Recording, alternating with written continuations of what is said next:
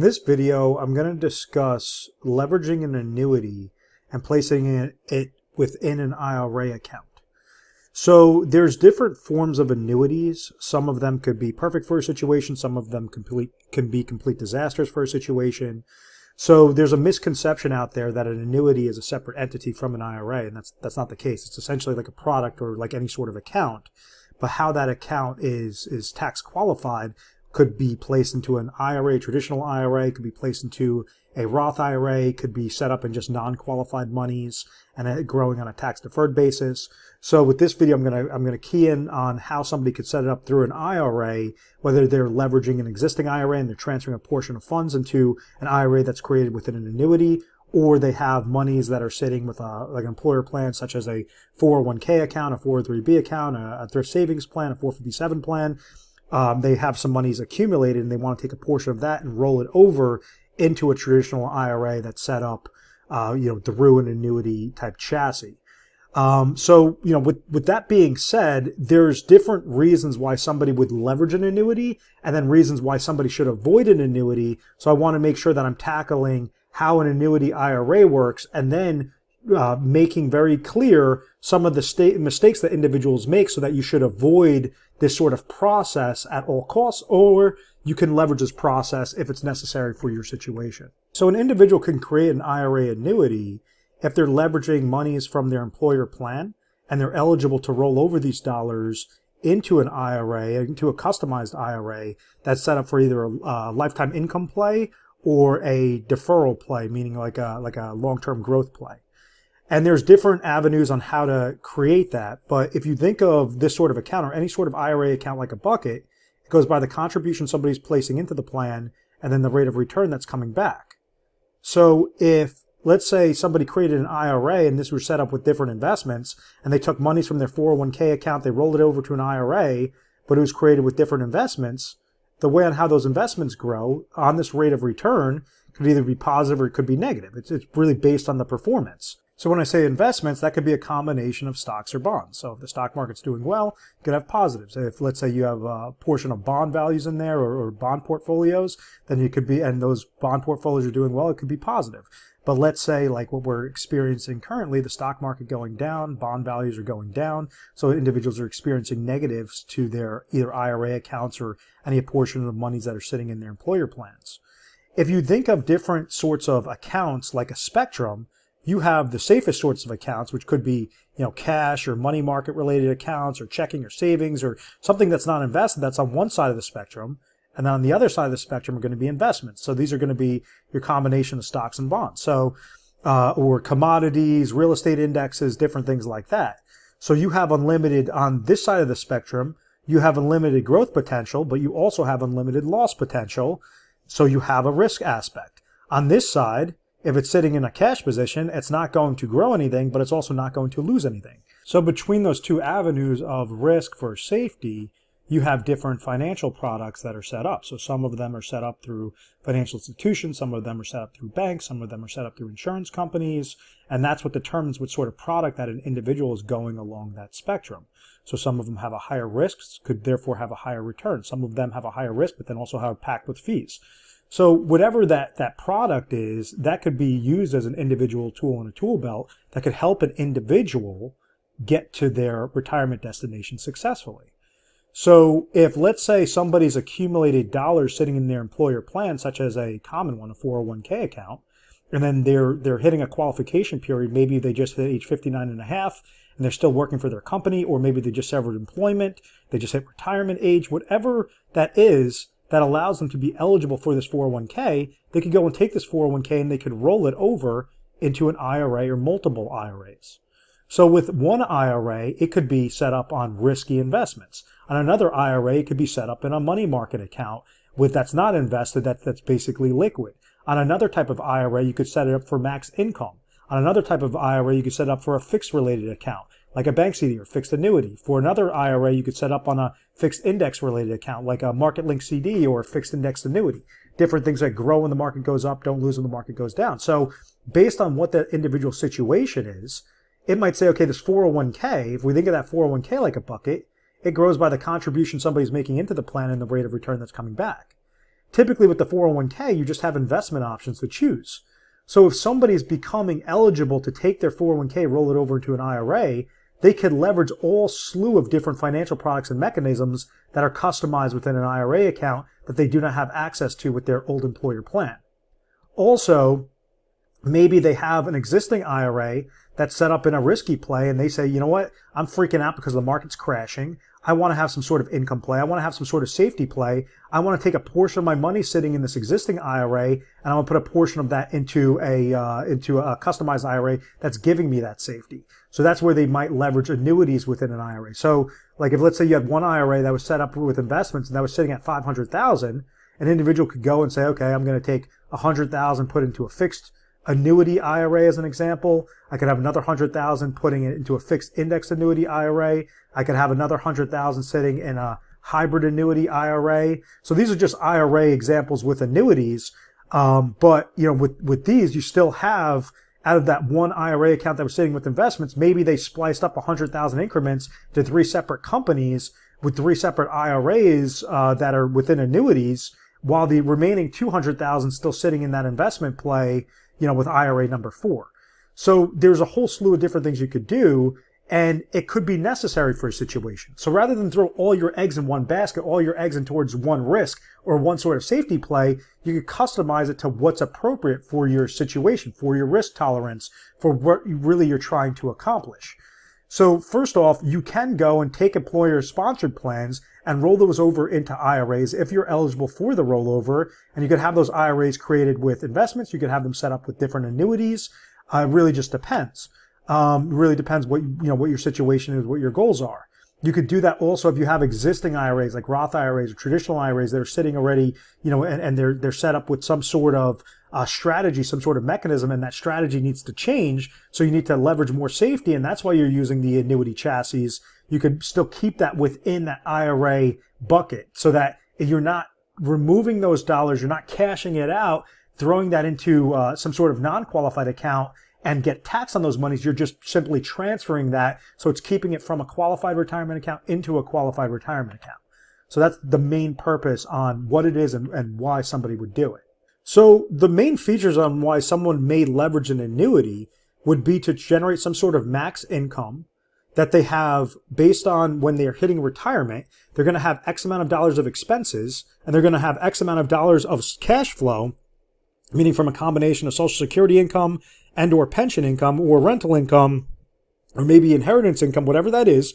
But the combination of whatever their guaranteed cash flow is, if this dollar amount is not going to be as high of their expenses in retirement, well, then there's going to be a gap there. How do we close that gap? Well, we use tools to close that gap. We use product lines to close that gap. And this is where an annuity, an income-related annuity, would be appropriate.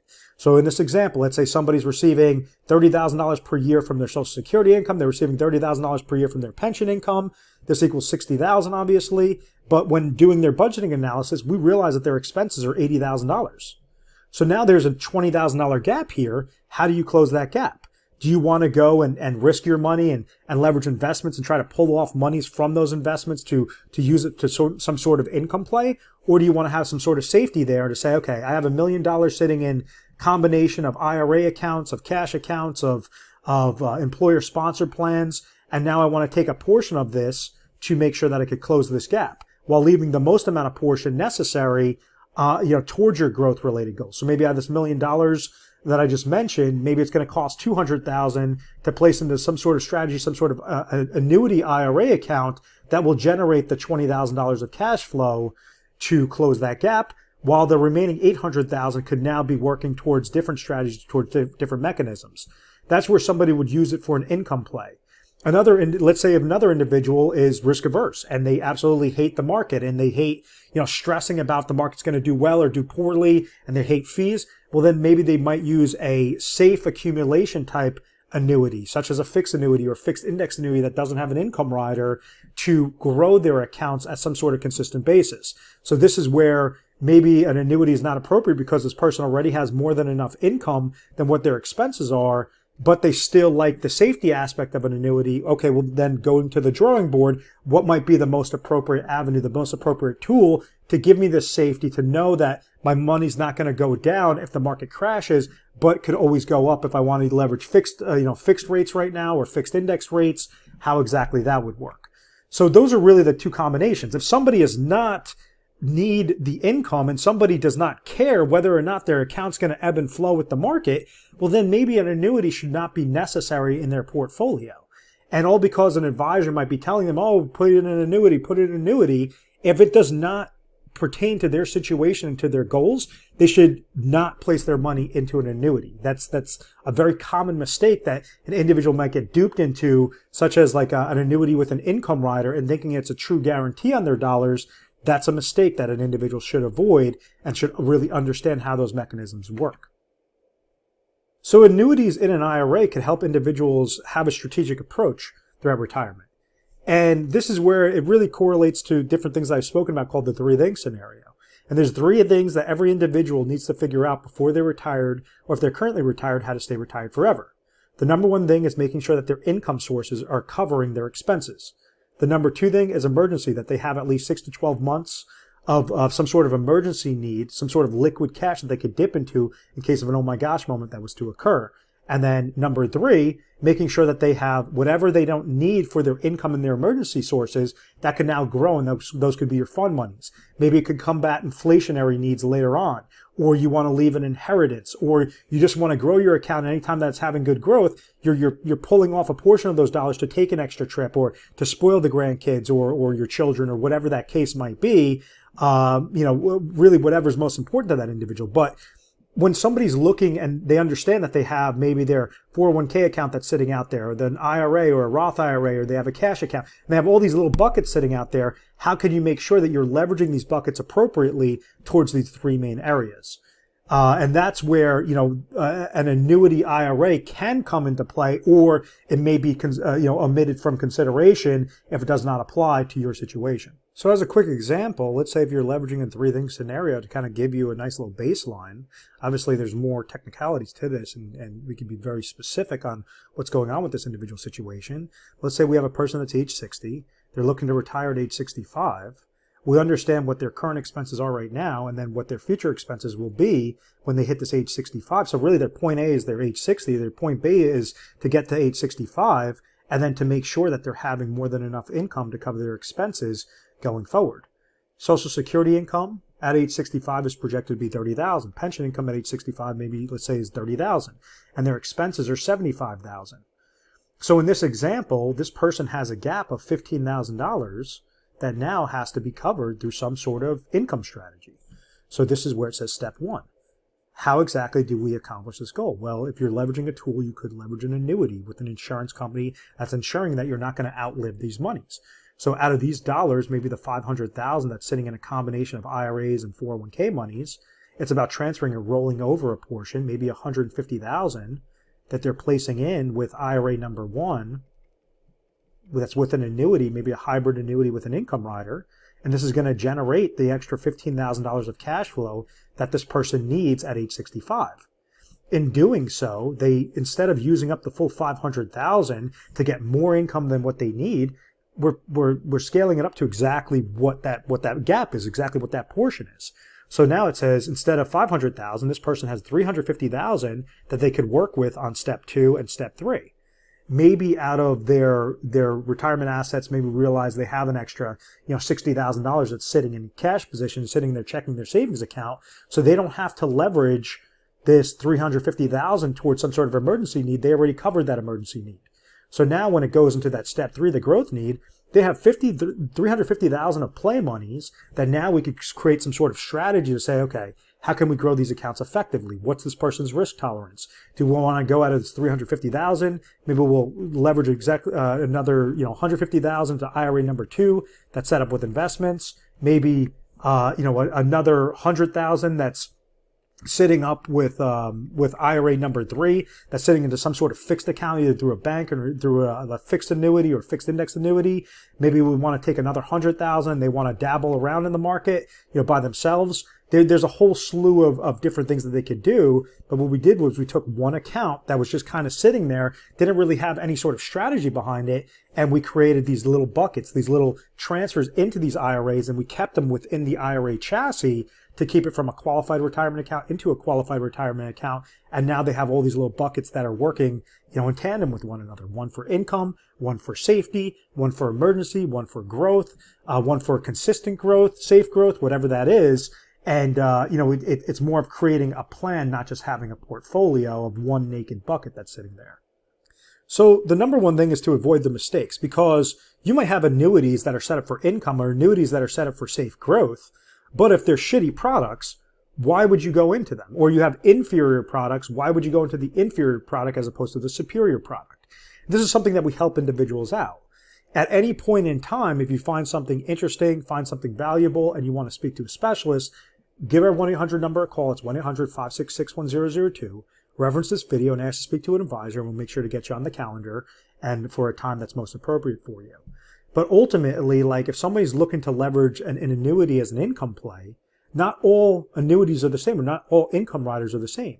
You might have one company that if you give them $100,000, they're going to give you back $6,000 of cash flow of lifetime income, versus another company that you give them $100,000, they're going to pay you back $8,000 of cash flow of lifetime income. If the financials of these two companies are exactly the same, why would you go into the inferior product if you could go into the IRA annuity that has the superior cash flow? So by having the superior cash flow, it allows you to use less dollars into the better product line, into the better account, as opposed to more dollars into that inferior product. So once again, it's simple, just simple math or simple generic concepts. But time and time again, individuals, they basically make this mistake because the advisor that was with that captive agency that could only sell that one product was very nice, but it ended up costing this person $2,000 per year in cash flow, or could be costing this person thousands of dollars per year to place it into a superior product as opposed to the inferior product, to generate whatever that cash flow need is. So that's where you just want to avoid the mistakes and make sure that you're looking at it from the correct angle. You have hundreds of combinations of how income riders work, or how uncapped indexing strategies work, or safe accumulation accounts work. And it's all about avoiding those mistakes and making sure that you're leveraging the best carrier, the best company that's specific for your age and specific for your needs.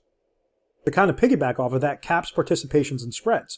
If let's say you're using a fixed indexed annuity that has an uncapped index and with, let's say 120% participation. So what that means is, let's say if you're in an index and that index gains 10% and you were in 120% participation in that, you would have a gain of 12% into your account. But the next year, if let's say that index loses 10%, you're going to have a gain of 0%. So it's something known as a naked fixed indexed annuity, an indexed annuity that doesn't have any income rider fees or any death benefit rider fees or anything like that, any bells and whistles on there. That could give you a much better rate of return than, let's say, if you were with a company that had that same index, but they were going to give you a 5% cap. So if, let's say, that index gains 10%, the uncapped at the 120% participation is going to give you 12%. The one with the 5% cap is only going to give you 5%. The next year when the index loses, you're going to gain 0 versus this one was going to gain 0. So by having something that has a cap to it, you're capping your growth potential. By having something, let's say, has a participation rate of 90% versus a participation rate of 130%, why would you go with the one that's less? Go with the one that's going to give you a higher rate of return, a higher potential rate of return. Spreads are kind of what a spread is essentially a fee that's on whatever the gain is. So the spread doesn't come into play if, let's say, the index comes back negative. You'd still have that 0% floor on there, but a higher spread could mean less growth into your account. So it's all about, okay, what are the best possible accounts available today for that individual situation, for that individual goal? Maybe it's going into a shorter term account with a 5-year restricted account as opposed to a 10-year restricted account. Meaning if somebody wants to leverage what the interest rate environment is, but they don't want to lock their money up for a long duration, well, a lot of those products have now started coming out. So you have good 3-year products, 5-year products, 7-year products, where before in the past, those were not favorable. Those were not good rates of return. You had low caps, you had low participation rates, you had high spreads. because the Fed has been increasing interest rates, and you have a trickle-down effect with these interest rates on how fixed-related accounts such as fixed annuities work, or fixed indexed accounts on how fixed indexed annuities works with how their growth rate works and how their indexing strategies work. All those different things have become more favorable where an individual could leverage that. They don't have to take on that same risk of saying, put my money in the market and have it ebb and flow. You could have more consistency because of the higher interest rate environment. So those are the different things that you want to dissect and make sure that you're not falling victim to those traps and to those common mistakes, because the insurance company, they're going to put out a manipulating marketing message. And it's all about making sure you're not falling for the bullshit that those companies are trying to feed you. And, it's about creating a plan, not creating just a portfolio. Don't just go into one size fits all. Make sure that it's going to be appropriate for your situation. Is it covering my income need? Great.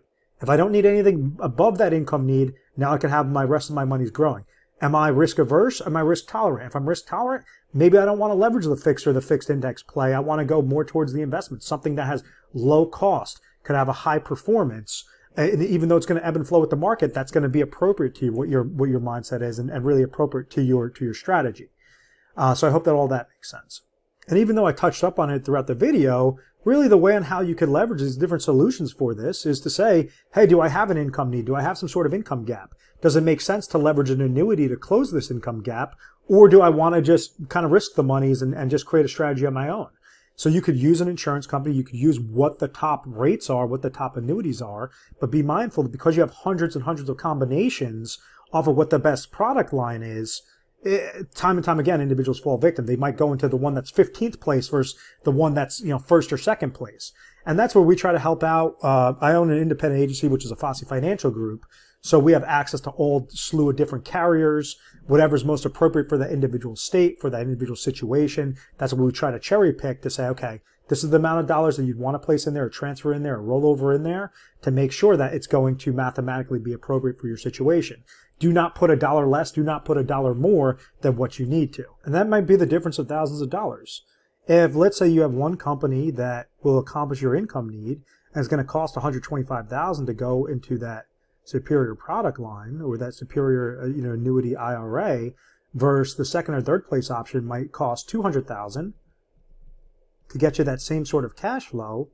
Well, by going with the top option, you're saving yourself $75,000 in that example, or sometimes it's $15,000, sometimes it's $2,000, sometimes it's $100,000. It really just depends on what that individual's need is. But this is why it is important to understand, okay, what are your monthly expenses? What are your cash flow? What's going to be your cash flow in retirement when you stop working, when you stop bringing in that occupational paycheck? How exactly do you make sure to if there is a gap there, how do you close that gap? If there's not a gap there, well, then don't leverage a sort of income strategy if that income strategy is not necessary. The next aspect goes to risk tolerance. If, let's say, somebody is risk tolerant, and we leverage an artificial intelligence tool software to really figure out, to really pinpoint what somebody's risk score is, to figure out, okay, if they're saying that they love the market, but all of a sudden their risk score is coming back in low numbers, well, then we know that's something that's not appropriate for their situation. Maybe they do want to scale it down and only put a portion of dollars towards investments while having the rest of the money sitting to some sort of safe accumulation play. Or vice versa. Maybe somebody feels like they're risk averse, but then their risk scores are coming back very high. And we understand that, subconsciously this person does want to generate more risk. So maybe it's more appropriate for them to go into lower cost, index funds or whatever might be appropriate for them. And an annuity or some sort of fixed account really is going to be a detriment to their situation. So that's where, risk tolerance is really key to understanding what somebody really feels comfortable about and would love to see with their plan and how that strategic approach would be met. Once again, if you are interested in any of the topics in this video, feel free to give our 1-800 number a call. It's 1-800-566-1002. Reference this video, ask to speak with an advisor, speak with a specialist, and we'll make sure that you're set up within that advisor's calendar. You could obviously ask to speak to me. My name is Derek Fossey, the owner of the company. And feel free to subscribe to our YouTube channel, Retire Sharp, so you can have access to the most updated videos. I really thank you for watching this video, and feel free to reach out if you guys have any questions or you need anything. Thank you so much.